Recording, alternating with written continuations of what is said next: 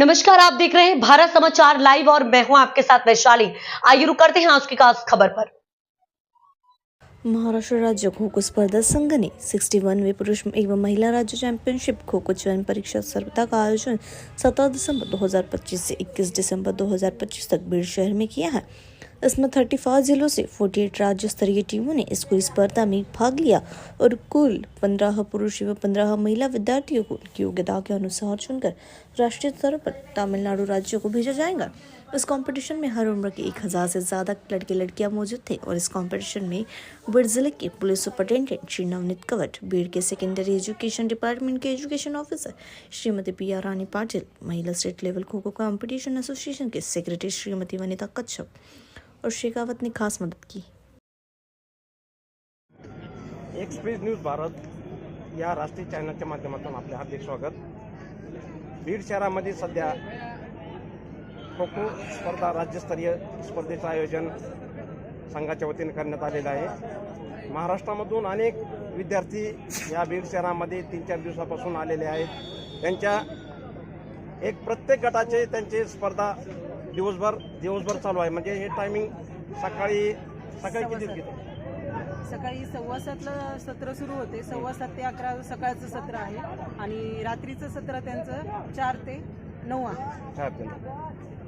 आपलं नाव काय म्हणतो? माझं नाव वर्षा कचवा आहे। मी राष्ट्रीय खेळाडू महाराष्ट्र असोसिएशनची जॉईंट सेक्रेटरी आहे। महिला खेळाडू आहे। हां, महिला खेळाडू, गोल्ड मेडल आहे मला महाराष्ट्राचं ग्रुपला आणि महाराष्ट्र खो खो असोसिएशनची जॉईंट सेक्रेटरी। आपल्याबरोबर किती महिला आलेल्या आहेत? माझ्यासोबत कमीत कमी आम्ही जे कमिटीमध्ये आहोत ते 2-3 जणी आहोत आणि ऑल महाराष्ट्रातून आलेले जे पदाधिकारी आहेत आणि काही जुने खेळाडू आहेत, असे म्हणून आम्ही 15-20 जण आहोत लेडीज। तुमच्या समवेत आणखी किती जिल्ह्यातून महिला आलेल्या आहेत? सगळ्याच जिल्ह्यातून महिला आलेल्या आहेत, कारण मुलींचा संघ आहेत। मुलींचे 24 संघ आलेले आहेत आणि मुलांचे 24 संघ आलेले आहेत। असे म्हणून टोटल 48 संघ आहेत। 150 सगळे पदाधिकारी आणि ऑफिशियल्स आहेत। असे सगळेजण इथे 1000 लोक आहेत रोज। तर या खेळासाठी वयोगट वगैरे काय मर्यादा आहे? याला हे ओपन टुर्नामेंट आहे, महिला पुरुष एक्सेस फ्री। तर आपण हे 25 ते 26 वर्षापर्यंत खेळू शकतो। बरं, खेळासाठी प्रोत्साहन करण्यासाठी आपण प्रत्येक शाळेवर भेट दिली का इतर ठिकाणी गावागावामध्ये जाऊन असे मेळावे घेऊन भेट दिली? म्हणजे प्रोत्साहन देण्यासाठी या विद्यार्थ्याला आम्ही विद्यार्थ्यांना प्रोत्साहन देण्यासाठी आम्ही सगळे प्रत्येक तालुक्यातले कार्यकर्ता आहेत या संघटनेत।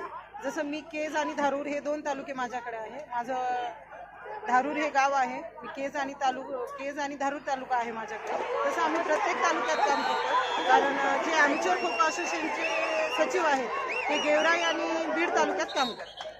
म्हणजे तुम्ही प्रॉपर कुठले? मी प्रॉपर बीडची आहे, पण माझं सासर धारूर आहे। म्हणजे आपण बीड जिल्ह्यात? हां, मी बीड जिल्ह्यामध्ये आपल्या मुलांना खूप प्रोत्साहन देतात। हां, बीड जिल्ह्यामध्ये 3-4 ठिकाणी खो खो चालतो आणि ही स्पर्धा घेण्याचं एकच तुमच्या कारण समोर आणखी कोण आहेत? महिला बोलणारे कोण आहेत? इकडे समोर येऊ शकतील का? त्यांना या खेळाबद्दल काय वाटतं? आहेत ना आमच्यासोबत जायगुडे मॅडम आहेत, ते जिल्हा परिषद शिक्षक आहेत। हां, शिक्षक आहेत का? बीपीएड का कोणत्या माध्यमातून शिक्षक आहेत? मी डी.एड. झालेलं आहे माझं आणि मी प्राथमिक शिक्षक आहे जिल्हा परिषद। कुठं शिक्षक आहेत? आपलं नाव काय म्हटलं? सुनीता श्रीमंतराव जायबाई, जिल्हा परिषद प्राथमिक शाळा भिल्लवस्ती। भिल्लवस्ती तालुका कोणता? बीड तालुका। बरं, हे मुलांना